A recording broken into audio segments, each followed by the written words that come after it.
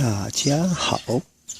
还记得上一次我的汽车的那个启动马达故障吗？那一片里面我们讲到了汽车的启动马达大概的故障状况，跟一些原因，还有可能小小的聊了一下它的工作原理。今天我们来聊机车的启动马达。那以进站来讲好了，基本上速克达车型啊，它的启动马达一定都是在这边，就像汽车一样，它是从引擎本体这边插向变速系统那边，有没有？就像我们假设好了，等一下哦，你这样子看，这边是引擎，这边是变速箱。假设跟汽车一样，这边是引擎，这边是变速箱，那它一样都是从引擎这边装向变速箱方向。这样懂我讲的意思吗？所以其实要找启动马达的方法，就是你只要先确认引擎在哪一边，启动马达在哪一边，你大概朝这个方向去找就找得到了。而且基本上启动马达很好识别，它就是一颗，它不像汽车可能就是有两颗，一颗是马达本体，一颗是电磁阀，就是让它控制它马达作动时机的那个电磁阀。所以汽车的多半看起来你会认为它是两颗，一大一小，然后装在一起。但是如果是以摩托车来讲的话，它多半都是要么就是长这样子。它样子可能有点差别，像进站它的这个，你可以看起来它的屁股这边比较圆，它可能是结构问题啦，所以但是基本上我看过的摩托车启动马达都大同小异。像这一颗也是启动马达，但是它的屁股是做平式的，然后可能它的设计可能是因为碳刷的位置不同啦，像这种的碳刷，它就是在前头这边，在前面这边，然后进站的那种碳刷应该是装在后面这边，因为它做的那样子，好像就是必须这边故意做一个空间出来，让它放东西。然后其实应该这样讲好了，你看它的导线往哪里跑，它的导线跑后面，它的碳刷可能就在后面，它的导线在前面，它的碳刷多半就在前面。那启动马达，其实启动马达这东西蛮奥妙的，有的时候可能很多骑车的人可能都会有经验说，前一秒还好好的，后一秒怎么突然发不动？是电瓶没电吗？电瓶的健康状况在前一两片我有谈到，用电表去测量你的压降，大概就能知道你电瓶的状况的好坏。那启动马达这东西，有经验的人都知道，如果临时发不动的话，你可能拿个小铁锤或者拿个老虎钳去敲击它，它有可能是卡住，里面太脏卡住，或者说脏污之类的导致它卡住，你敲一敲它可能就运转了，它就发动了。但是基本上当你的发动确定不是因为电瓶不够电引起的话，而是马达主体只要出现状况，你可能就要小心了。尤其现在很多基本上电子喷射的车种已经没有启动感了，所以当你的启动马达开始会有那种有点类似罢工啊、要动不动的那种状况的话，你们就要小心了，可能要多注意了。可能先简单的测量一下电瓶的状况，如果电瓶状况 OK 的话，还是常常出现这个问题，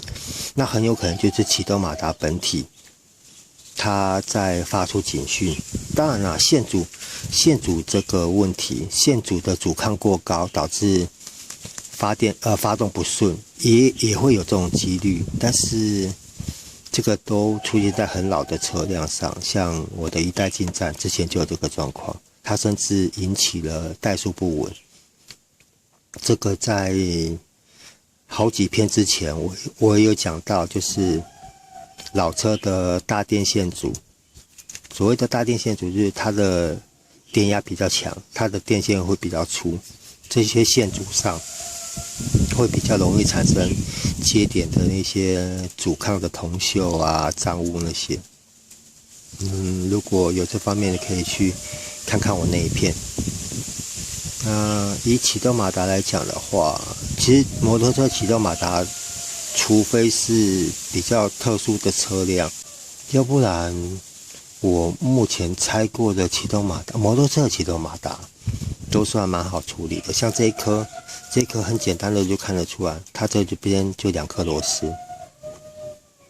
它就这样锁进去，螺丝从旁边这边拴进去，锁紧，这样就好了。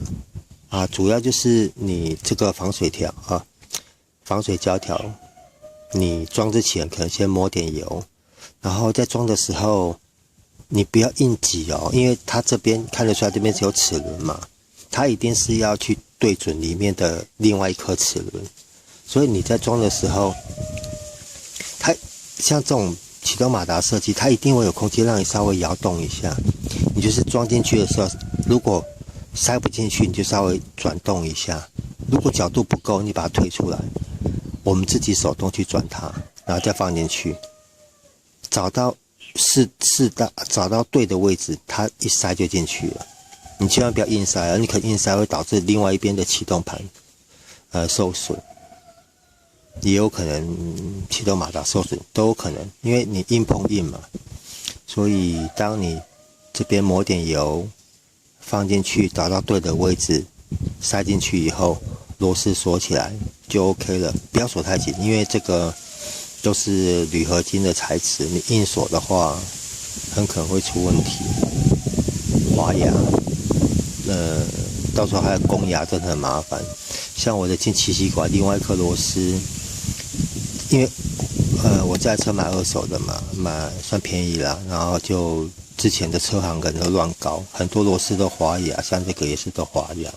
没办法自己在另外一边套一颗螺母下去弄。所以说其实基本上这种启动马达很好拆解啦，它就是你这2颗螺丝放掉，这2颗螺丝放掉以后，这个就拉开了。应该这个拉开里面就是一个转子，就有拆过那种轨道车马达的小马达那种，应该都知道，它里面会有一个转子，然后一边长一边短，然后这边可能还有一个那个滚珠轴承，然后探出来在前面这边，就很简单。其实启动马达除了正常使用下寿命耗尽以外，它最怕的就是过热。马达这种东西就是最怕过热啦。像车子来讲的话，像油箱里面那颗汽油帮浦，它也是马达，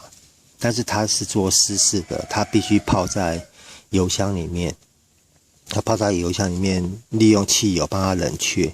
因为那一颗你只要一过电，它就开始工作。它不像启动马达，启动马达你去按它，它才会做动。然后它完成它的工作以后，你启动按钮放掉，它就休息了。所以启动马达这个东西，正常来讲，除了品质造成的影响之外，基本上它的寿命都算蛮长的。